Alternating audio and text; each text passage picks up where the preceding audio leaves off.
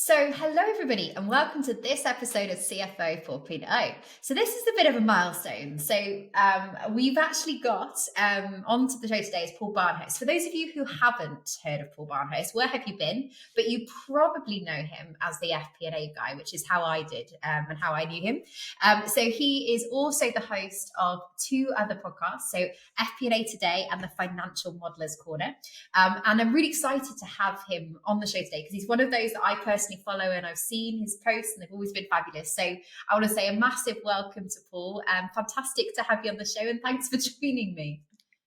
Thank you for having me. I'm really excited to be here on CFO 4.0 and get an opportunity to chat with you here today, Hannah. So looking forward to it.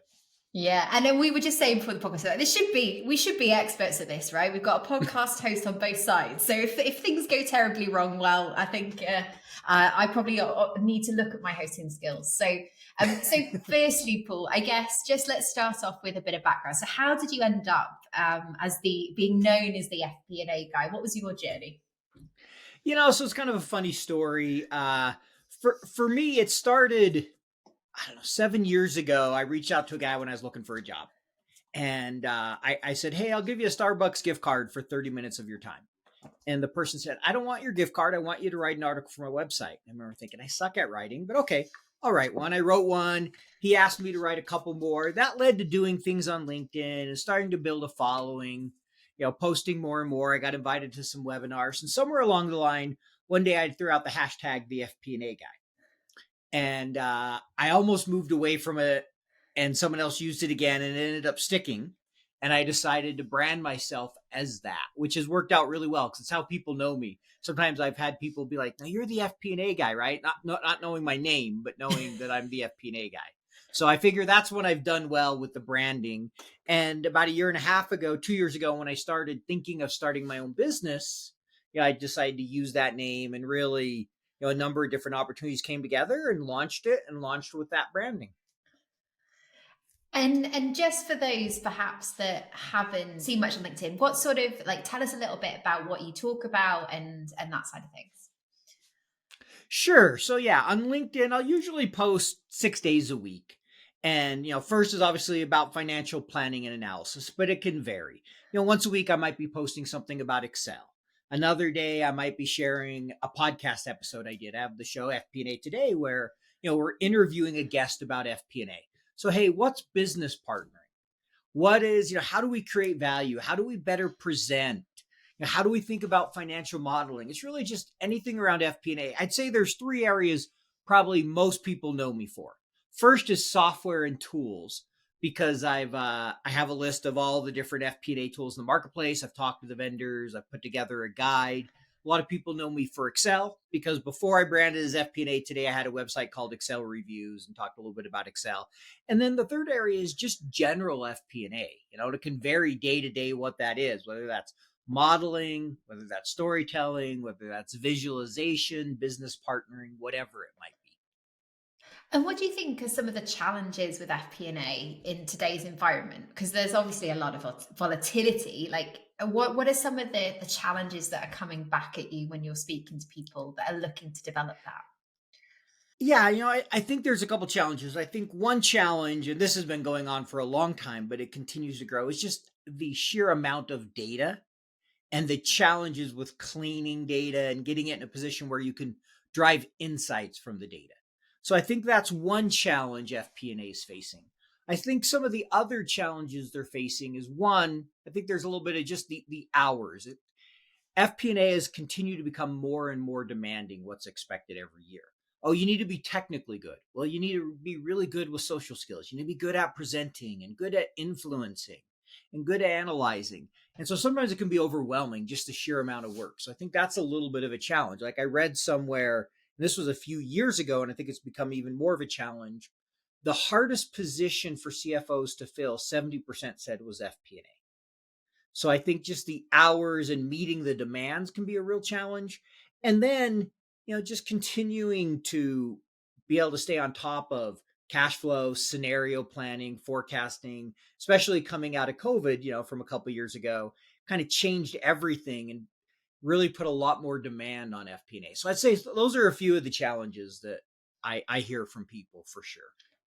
And what do you think? Because FP&A can be used in so many different ways. It can be a skill set, it can be a role, it can be, there's lots of different ways that you can consider it. But if you thought about it as a function within finance, what does a good FP&A function look like within a finance team? Yeah, so I mean, there's two ways I'll talk to that. First, I'll kind of talk high level. Whenever I think of finance roles or FP&A in particular, I really like to think of three things. So I break it down to people, process, technology. You need to first have the right people, and that includes the right skill sets. Do you have somebody that's good at the analysis, someone that's good at the storytelling, somebody that can help influence the business? And sometimes they may be the same person. Often they may be different people depending on the size of the company. Do you have someone who can do some of that data science work? Whatever you need within your department to have good FP&A. And then the second is, do you have that team that has that growth mindset that's going to be constantly looking at and streamlining and automating processes? And if you have those two things, then if you bring in technology, it can serve as an enabler and help you accomplish more. And so from a high level, that's kind of how I think of FP&A. On a specific level, I think the key to good FP&A for an individual is two things: business partnering, which really comes down to communication and talking to your business and spending time with them. And the second is understanding the business. It's not having great spreadsheet skills or great Excel skills or being able to run the ratios. It's really being able to manage those relationships and understand the business so you can drive value. Because if you don't have those two things, you fail to have that seat at the table and really make a difference for the business, which is what they're expecting from FP&A today. And how do you develop that second piece? Because we talk about business partnering skills a lot, and we have lots of conversation about what makes a strong business partner. But fundamentally, that comes down to an understanding of what drives a business model and how that actually works for the business. So, how do you measure that skill set? How do you assess people and decide where to go with their Obviously it's hard to measure how well they know the business, but I think as a leader and as leaders, the first thing we have to do is provide those opportunities. So when you have a new employee come in, you need to not just have them, hey, here, read about your job, read the P&L. Go out and sit on a call with the sales team, sit on a call with customer support, go talk to the product team and expose them to the different areas of the business. Encourage them to read about their competitors, their 10Ks and 10Qs, right? Read those type of things. Read trade magazines. So I think it comes down to really pushing them to understand the business. And you'll know they're successful a couple ways. One, the business looks to them and wants them in the room for the conversation. I still remember being in a room one time and having, someone from product turn to me and kind of asking, well, what should the price be here? And I commented with, okay, that's between you and sales. I can make sure it makes sense from a margin standpoint, and I'll give you my opinion. And they continued to involve me in the discussion the rest of the way. And I said, okay, I've done a good job. They want me here. They're involving me. They're asking my opinion. That means I've learned the business well enough that they trust my judgment. And I think it's one of those things that there isn't, an easy test you can give, obviously.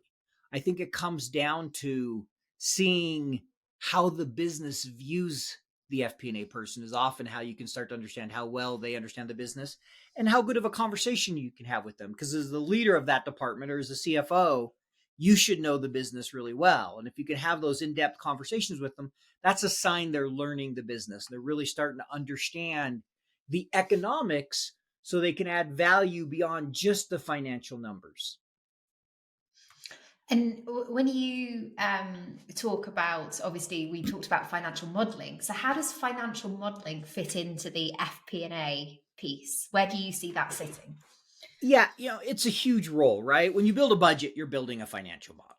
When you're doing any kind of capital expenditure, you're often building a financial model. As I've heard it said, and I asked this on LinkedIn, and I think it was close to 90% of people said yes, as I asked, is a financial model the number one corporate decision-making tool? And it was close to 90% of people said yes. I think we had like 700 votes. So really, it's something we're going to use all the time. And at a minimum, it's every budget, every forecast, you're using some kind of model with those key drivers. So it's critical to that FP&A role. If you don't know how to model and you're a key person working with the business and building those budgets and forecasts, you're going to really struggle in the role. And, you're going to end up with what I like to call those Franken models. I've built a few because I didn't know how to model when I started my career. And it really causes challenges because they're not dynamic. They're not easy to update. And what happens is the new guy starts over. Like, as I've heard it said, what do you call a broken spreadsheet? The new guy's problem, right? And so that often happens in FP&A because we don't know how to build a model properly, but we're expected to do it. Nobody trains us or teaches us. So it's really important, but I think it's a skill a lot of people in FP&A struggle with. And what do you think makes up or what are the components of a good financial module? When you're looking at somebody's model, what are you looking for? Yeah, so there's a couple things. There's two areas I'll talk about. There's the design. And I think having, well-structured design, and that's going to vary a little bit depending on the type of model, but things like inputs, outputs, color coding, avoiding hard coding. There's some standard things that make a model good, making it dynamic so it's easy to update. So in Schnorr, which is the executive manager for the Financial Modeling Institute, I had him on a podcast and he said, the number one problem, and there's not even a close second with models, is design. It's like it almost always comes back to poor design. So that's the first thing I would say. But then there's a second that's just as important. You can have a beautifully designed model, but if you have bad assumptions and you got a bad output, it doesn't matter that it was well designed. So you also have to make sure you have those conversations with the business and you have that critical thinking skill to look at it and go, okay, why does 1 + 1 = 3? That doesn't make sense to me, right? To be able to look at it and say something seems wrong and work through those assumptions and make sure they're supportable. I won't say right because rarely ever is there a right answer. That's why they're an assumption, right? Is inflation going to be 3 or 4%? If I could forecast that accurately, I'd be sitting on a beach because I would have made a lot of money doing something other than what I'm doing. And so I really think it comes down to supportable assumptions.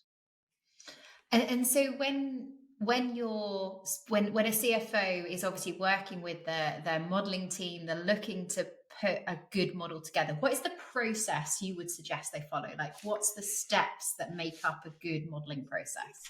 Yeah, so I think the first thing is you got to think about the end. What's the end goal? What are you trying to accomplish? Make sure you have that statement. Next, you need to know who the stakeholders are. Because if I'm building a model and I'm the only one that's going to use it, I'm probably going to build I will build it different than if there's a big group that's going to use it. Because I got to protect it more. I got to ensure everybody can understand the formulas, those type of things. So I think knowing who your stakeholders are, knowing what your goal is and what a good model looks like and what you're trying to accomplish is really start. And then the next thing is spending some time thinking about design, thinking about what are my inputs, what are my outputs, what's my executive summary going to look like, how should the model flow before you jump into Excel, right? Nobody would, I liken it to building a house, right? Nobody would build a house without blueprints, without going to an architect and getting blueprints. Yet we do it all the time with a model. We have no blueprint. We just open up Excel and start throwing things on the page and then wonder why it's clunky when we're done. And that's how I started. Nobody taught me otherwise. I think we do a poor job in FP&A. They do a better job, I'd say, in investment banking and some of the private equity of having good structured programs to help teach modeling. But in corporate finance, in general, we do a poor job of that. And so we all learn on the job and learn from our boss or Googling it. And we end up with something that's less effective, I'll just say. And so you talked about, a key to success is having a good blueprint. What should be included in that blueprint? What are the key things that you think about? Yeah, so I think, obviously you should list down the most important things to your model. Who are your stakeholders? You should be listing what are the key assumptions I need to know, those key drivers. And that shouldn't be 50 assumptions. That probably shouldn't even be 20. Probably 5 to 10 key assumptions. What are the things that really matter? Like, all right, if I change this number, if I change T&E from 500 to 1,000, doesn't matter. No, then it's not a key assumption. So know those key assumptions. And then, with the rest of it, make sure you have the assumptions that you need, but keep it simple. And then the other things I would say you need as you're doing that is, you, like I said, the list of all the stakeholders, all the assumptions, what the outputs are, and then kind of having that idea of what is needed to make a good decision. Like, what does my boss need at the end of this to be able to decide, should we do this or shouldn't we do this? So even beyond that, beyond the statement of what we're trying to accomplish, is what does that summary look like? What does he really care about? Does he care about the cash flow? Does he care about the EBITDA? Does he care about something else? And can I summarize that in such a way that it makes it easy for the decision makers to make that go, no go decision? I think that's really important to have down. What does that look like? And then the last thing is this a one-time model? Is this a one-off where I'm not going to have to maintain it month after month? Or is this something I'm going to have to maintain long-term? If you're maintaining it long-term, you need to make sure in that blueprint you think about, how do I update the data? How do I make it flow so that each month I'm not like having to rebuild the model to add a new month to it, right? You want it to be dynamic. I think that's a really important thing that sometimes we don't think about is, okay, what happens next month when there's a change that needs to be made, or I need to add more data to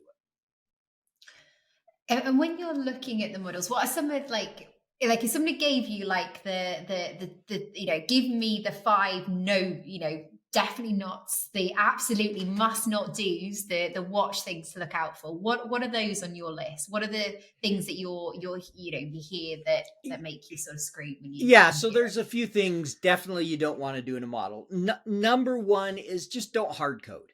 How many of you have ever had a model where you find out after spending an hour on it why it doesn't tie, because somebody plugged in a number instead of using an assumption that you could adjust? Like, they made inflation 12%, but on their front sheet, they said it was 6% in their assumptions, but they hard coded it somewhere else.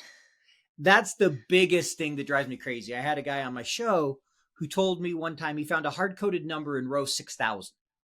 Oof. Yeah. He was talking about the worst Wow. model he ever dealt with. And I'm like, oh, that sounds really painful. So that's one thing. Another thing, I would be very cautious. I mean, some people will do it. I discourage it. Is don't link to external workbooks. If possible, either use something like Power Query or copy and paste it in, but make it very clear. Because what happens, we've all dealt with it. If you have a bunch of linked workbooks, they break or they don't update, and then the numbers are all wrong. So make sure if you have to do any kind of going out to other sources, you make it very clear in your documentation. Some other things, I think any complex model, I won't say simple, but any complex model should have instructions and a table of contents. And then, the other things that I think are big is color coding. Have some kind of structure so people can tell, is this an input? Is this a calculation? Is this an output? Typically you see blue, black, and green. I think those are really important. And then, one other thing I recommend where possible, and again, it depends on the complexity in the model, but as a general rule, I always like to encourage people, try to keep each page the same. So your months are on the same. Like, if your month starts on your P&L in column C, try to make it the same for your balance sheet and throughout the entire workbook. Because what that does, it makes it much easier to audit because it flows. Somebody doesn't go to, page 3 and your months start in column J, and then on page 4, they start in column B. I've done models like that, and it makes it really hard to try to understand it. So those are some things that I think are really important, but I'd say the hard coding, the color coding, a table of contents, an executive summary. I think those are things with any, big model you really want to make it easier for people to follow. And how do you know that you're striking the right balance between having enough information and complexity in a model that it's going to give you something that's realistic, but also not overcomplicating and making it so that you can't maintain it and it's not going to add value? That is a really hard one. And, I tend to be a detailed person. So sometimes I've erred on the making it too complex, but I've talked to more and more people. What I really like and the advice I give on that is start by making it as simple as you can while still addressing whatever those key areas are. So you got that 80%, because no matter what you do, by nature, as you review it and work with the business, they're going to make it more complex at every, like, I need this, I need this, I need this. So if you start by thinking, how can I do this as simple as possible? I recommend that's the best way to start, and always be thinking about what's the easiest way to do this formula that people understand it. What are the bare number of assumptions I need to cover that 80 or 90% or whatever that kind of threshold is for this to be valuable? And then over time, trust me, the complexity will come whether you want it or not as people review it and as time goes on. So that's the advice I'd give. Start as simple as you can, and the complexity will take care of itself whether you want it to or not. And you talked a lot about assumptions, the importance of having good assumptions, right? But in some ways, they're an assumption, right? So they're not necessarily based on facts or figures. So how do you get to good assumptions? And have you got any advice for those that are putting the model together and having to make a decision on what assumptions to use? I think that's a great question. And there's a few things. One, talking to the business and challenging the business. If they give you a number, say, hey, it should be 5,000, and you've seen historically it's never been that. Well, why? Help me understand the logic behind that, and trying to validate, does it make sense? Some assumptions you can go out and look. Like, I can look historically at what interest rates and inflation have been, and also what other people are forecasting them to be, and trying to triangulate that and make an assumption. So I think it's about, doing your homework, talking to the right people, understanding the problem at hand, and then making your assumptions. But on top of that, I think it's really important to run some sensitivity around those assumptions, as well as looking at different scenarios. And I break those into two groups because sensitivity is really how sensitive is an output to a change in an input, right? So if the price of oil goes up by $1 a barrel, what does that do to my bottom line? And so then I can see, okay, I'm extremely sensitive to that. Is that going to be an issue? Do we need to rethink this model? And then the second is having those scenarios. Okay, if we're in a recession, what does it look like? If we're in a boom, what does it look like? What's that worst case? And so I think having those two things will help with the assumptions, because, right, no assumption's right. As I heard it, George Bach said, all models are wrong, some are useful.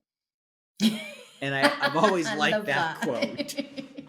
Right? Because we're not going to be right. That's just reality. But we can do a lot to try to understand, okay, what's the range look like and how comfortable we are with things. So I think those are I'd put it down to really four things. One, know the business, know what you're working on. And that's going to vary. Sometimes a modeler may not know a ton, but take the time to learn as much as you can. Two, talk to those stakeholders and challenge their assumptions.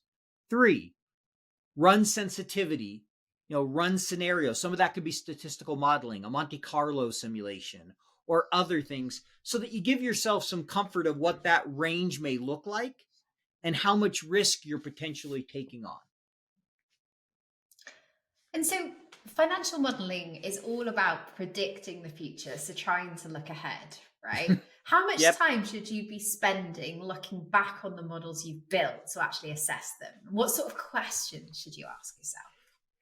Yeah, I think there's a lot of value in looking back and saying, okay, how accurate was I? I'll give an example of that. Worst, I won't say worst model, most challenging model I ever built. I was managing a business. It was one of our most complex businesses we had in the company. And I wasn't a great modeler. And we just got a new CFO, and he wanted us to build these really big, robust models. He basically called us all to the headquarters and said, you're staying here till you build a model, basically. That was his style. And so we all got called in on travel the next week. And he could tell I didn't quite have the skills. I knew the business well, the skills to build this model. So he brought in a guy who had worked in investment banking. We spent 6 months on that model. Ton of time. I dug through data trying to make assumptions. Our data was a total mess. So it just took a really long time to figure it out. We got the model done. And within a few months of doing it, I realized this model wasn't really helpful for the business. I couldn't hold the business accountable. I spent another 3-4 months digging in and regrouping things in different systems so I could understand each product and really hold the business accountable. So I could go and say, a month later, all right, why did we miss? Well, we missed because of this customer, or we missed because the mailing was lower. And I could pick up the phone and call someone, okay, what happened here? Why did we send less pieces of mail? Or why was sales lower? And so it ended up being a very complex model when I was done. Even more so than I would have liked, but sometimes you have to do what management says. But what it allowed me to do by continually looking back and saying, how are we doing and how can I get better at this and better understand the needs of the business? So I added a lot of complexity, but I always try to ask myself, does this help hold the business accountable and allow us to answer the questions we need? And so over time, I was able to do that more and more by constantly looking back and saying, how can I improve this? How can I tweak it to be more accurate and for it to be focused on the drivers of the business so that we can hold people accountable for the numbers they've committed to and understand why they fell short? And so, it ended up being a very valuable model because it really allowed us to, have to challenge the business in ways that we couldn't without it. And that's interesting how much that model evolved over time. So, it's not necessarily a static document. It continues to develop as your understanding of the drivers and the assumptions change. Definitely. And this was, a budgeting and forecasting. So it wasn't a project model. It was kind of a one-off type of thing. It was a living, breathing document. I think when I left, it was version 100 and something. So wow. So is version control one of the requirements for a good model? Yes. Yeah, definitely. I should have listed that earlier. You need good version control for sure. We'll add that to the checklist. And you mentioned something interesting there. So obviously you mentioned that you brought your CFO brought in an investment banker. What was his skill set that he had that you guys didn't? So he had just built a lot of really complex models. I had not built a lot of complex financial models. So there were some things my boss was asking me to do that I just didn't quite understand. And so really he had been taught really good design principles. At this point, I really hadn't learned them. I knew the data really well. I could build some basic models. I was good in the role, but I had never built something this complex. And so it really helped to have somebody who understood the structure. It's like, okay, this is how you lay it out. That's where he was really helpful. And some of the formulas and things that I hadn't done before in that way. And so he was a great resource to have. He was someone we had in the company. And, like I said, we worked regularly for 6 months on it, and it made a huge difference. I became a much better modeler by the end of that experience than at the beginning of it. And do you think that investment banking and financial services is actually a great source of potential modeling talent for finance? Is that something that you've talked about or you would recommend normally? I definitely think it is. I think private equity, investment banking. And the reason is that many of them, when they come in, one of the first things they do is they get kind of a boot camp on how to model. They're taught design. Many of them are asked to follow standards, where in corporate finance, it's still a little more of the Wild West. You just come in and figure it out. And so I think having people that have been taught that is really valuable. And what I really like is the Financial Modeling Institute is trying to change that. So they offer one of the only accreditations or certifications out there where somebody, basically you sign up, you study, you go take a 4-hour test, and in 4 hours you have to build an integrated 3-statement model using best practice design principles. So you don't have to follow an exact set of standards, but you need color coding. You need to explain it. You need an executive summary. Everything has to tie. You need to use schedules, things that are common best practice in modeling.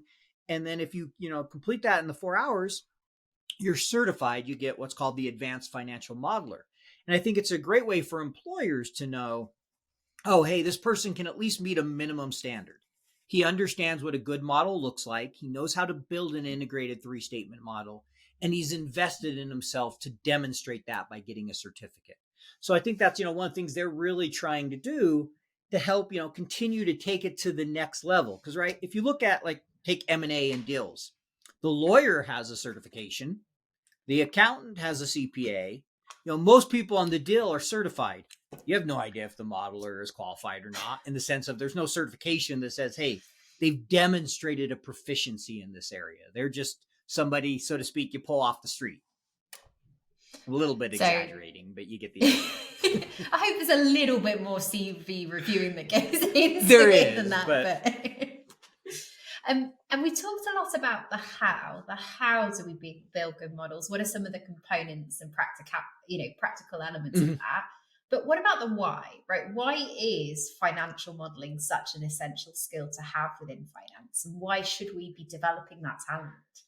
Yeah, so I mean, there's a couple reasons, and I'll share some painful lessons I've learned of the importance of modeling.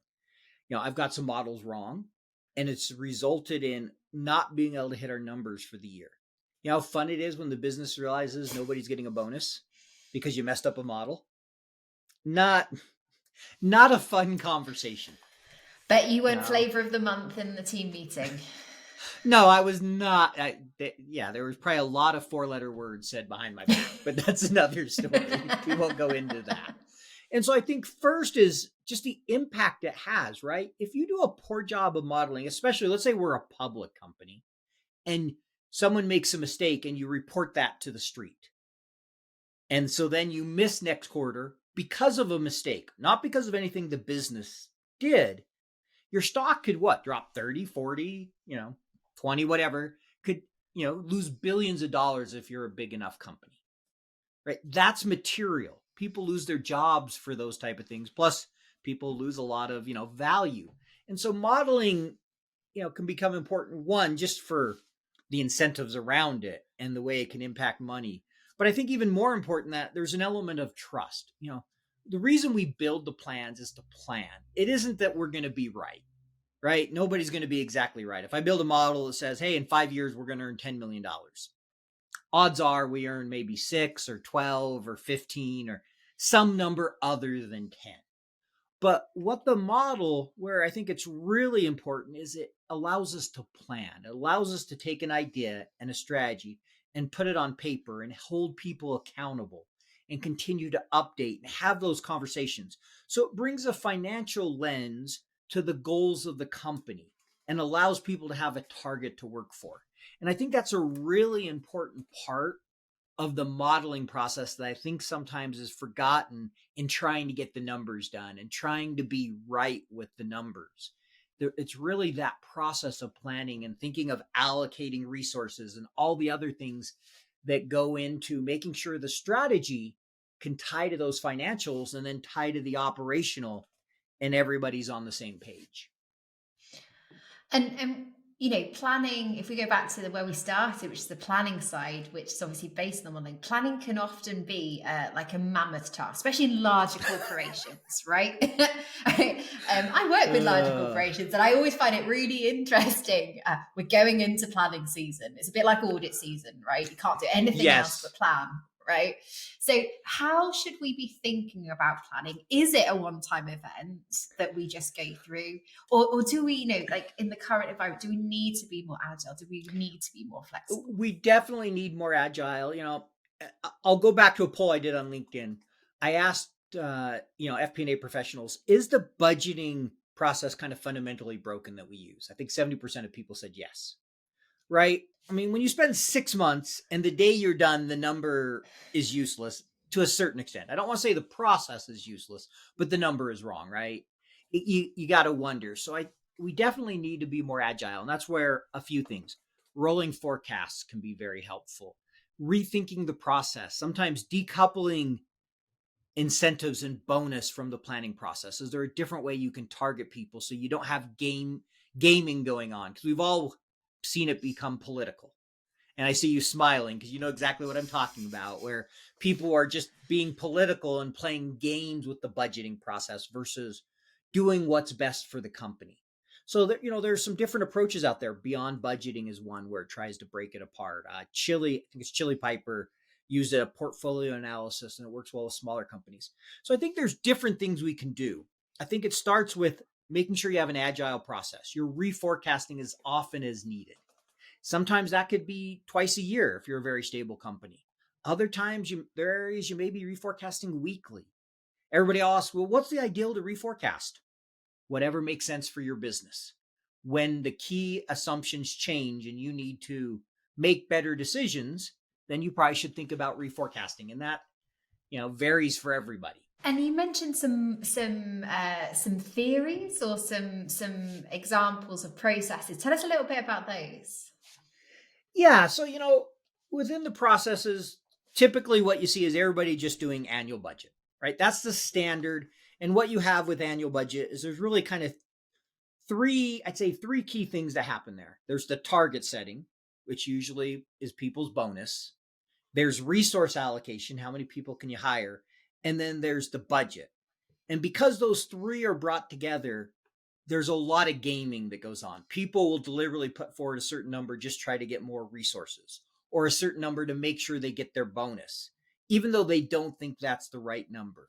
So there's some thought out there just from a process standpoint is should you find a way to break those apart, to be more agile and to remove some of the game playing. And that's like I mentioned beyond budgeting. So there's some thought that, hey, you need to fundamentally change the budgeting process. Then there's others that say, no, the budgeting process works. You need to shorten it and think more of a rolling forecast. And so where a rolling forecast is really helpful is every month or every quarter, whenever you're reforecasting, you might reforecast out the next year or 18 months. And what that does when you come to the budget season, you've already looked out a year, a month or two ago. And so it hopefully shortens that time frame, allows you to be more agile. So some people say, no, the budgeting process is fine as it is. Just add in a rolling forecast and go forward. So there's a lot of different thought about what's right. And again, I do think it's going to vary some by company. But the key is you do need to be agile. You need to try to shorten that process. I don't think anyone thinks it's beneficial to have a 6-month planning process. I think that's painful for everybody. And so do we have the right technology? How do we make sure we're focusing on what's important and not getting into the game playing? And when would you use a rolling forecast? You mentioned obviously the different approaches would depend on the business and the scenarios. What would be the key considerations and things that you would think about when choosing which way to go? So, I think I think almost all companies should do a rolling forecast, whether they're doing budgeting or beyond budgeting or something else. Because I think a Mhm. rolling forecast is a process you can have in any of those different processes. And now what that rolling forecast will look like will vary. But I think where that's really helpful is I think nearly every business needs to reforecast. How often, how far depends on a couple things. If you're a very stable business, maybe you only need to reforecast, twice a year, and your rolling forecast only needs to go out, could go out a little further because you're very stable. If you're a business that's in hyper growth, maybe your rolling forecast only goes out 6 months and you're reforecasting every month. So I think how often and how you use the rolling forecast, a lot is going to depend on your industry and just the level of change, right? If you think during COVID, I felt like I was reforecasting every day because there's a high degree of uncertainty. The higher that uncertainty, the more often you're trying to get a handle on things. And so I think that drives a lot of how you got to think about it is how uncertain of an environment are you in? How quick are the changes coming? Awesome. And Paul, I want to say thank you because I could literally keep asking you questions, but I promise I won't. So to wrap things up, right? So, we've got a mix of people listening in. So whether somebody's a CFO or maybe somebody working in a finance department, what questions should they ask themselves to figure out whether their planning, their FP&A capability is where it needs to be? So what are the key questions that every CFO listening to this should ask themselves about whether they need to do something? So, I think there's a couple things. So let's talk the budgeting and forecasting. I think the first thing you should ask is, are you directionally correct? I've seen some businesses say, hey, you need to be within 2% accuracy or whatever. I'm not a big fan of an exact number, but you need to look at, okay, are you directionally correct within a certain percentage? Are you making good assumptions? So I think that's the first thing is there needs to be some level of accuracy. I think the second is when you're planning, does it allow you to hold the business accountable? And I'll give an example, at the end of the month, when I'm looking at it and saying actuals were $1 million and forecast was 700,000, can I easily tell what drove that 300,000 and have an intelligent conversation with the business of how we correct it? If I can't, then we probably didn't plan at the right level because we need to be able to understand what's the variance and not only what is the variance, but okay, so what? Why does that matter? And what do we do now? So I think, for a CFO, he needs to be able to look at and say, does a process allow me to hold the business accountable? Is it directionally correct? And is it facilitating the right conversations. I think if your budgeting's doing that, then you're doing a good job. Beyond that, I think a CFO needs to ask, is my FP&A have a seat at the table? Are they viewed as a back office where, hey, they just do numbers? And if they're CF no, right? We've all heard that term. They're just the no people. Or are they actually viewed as advisors and value creators where they're wanted in the room? You want to have the conversations with finance. You don't want the situation. I had someone tell me this, like, this is the only company I've worked at where I like the lawyer more than I like FP&A. It's like, hey, wait a second. I'm offended by that. That is a low bar, right? There's probably some lawyers screaming at me right now, but that is a low bar. I'm actually still friends with her. She did say present company excluded, but I had a laugh. That's nice of her. It was nice of her, but she could tell she did not like our FP&A department. Yeah. So if they'd rather have the compliance team in the room, you've got some work to do as well. Exactly. If they'd rather talk to audit, compliance, the lawyer, you probably got a problem. Yeah, that is a definite indication. Brilliant. Well, Paul, as I expected, you've been an absolute font of knowledge. Thank you for sharing and joining me on the podcast today. Now, obviously, this podcast is just one of the many things that you do. So if people want to learn more about yourself, about all the podcasts and things that you're doing, where's the best place to find you? Yeah, so there's a couple ways. Obviously, LinkedIn. You can find me on there. I'm under Paul Barnhurst, or even if you just type in the FP&A Guy, you'll find me if you Google that. You could also find me on Spotify, Apple, whatever platform. 2 podcasts, FP&A Today, that comes out weekly. And the other one is called Financial Modeler's Corner, which is all about financial modeling. That comes out 2 to 3 times a month. And so those are probably the 3 best ways to find me. The last way is you can also go to my website, thefpnaguy.com, and that's AND. You can't do an ampersand and a hyper on the web. So the FP&AGuy.com. So those are probably the best ways people can find me.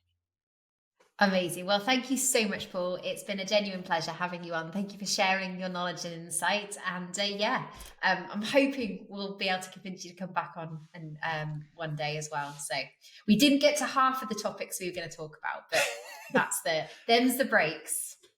No, I'd be happy to come back on again. And thank you for having me, Hannah. I'm excited to have your audience listen to this episode. It was a lot of fun chatting with you. You do a good job. You're a good host. So thank you. Thanks, Paul. The Mutual Appreciation Society here.